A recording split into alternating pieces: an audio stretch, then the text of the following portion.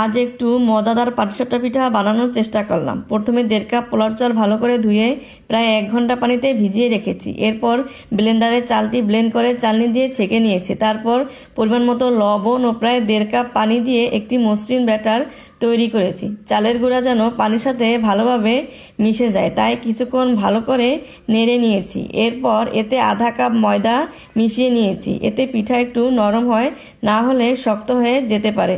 আবার সব কিছু ভালোভাবে মিশিয়ে নিয়েছি।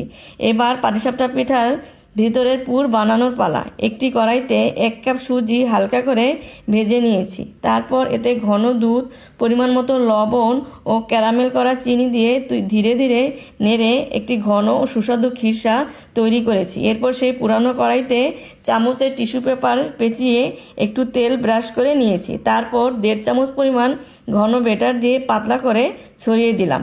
উপর থেকে তৈরি করা সুজি পুর দিয়ে সুন্দর করে ভাঁজ করে পাটিসাপটা পিঠা বানিয়ে ফেললাম। ছোটবেলায় আম্মুর কাছ থেকে পাটিসাপটা বানানো কিছুটা শিখেছিলাম। আজ নিজ হাতে বানানোর চেষ্টা করলাম। যদিও আম্মুর মতো এত সুন্দর হয়নি, তবুও বাসার সবাই খেয়ে বলেছে খুবই মজাদার হয়েছে।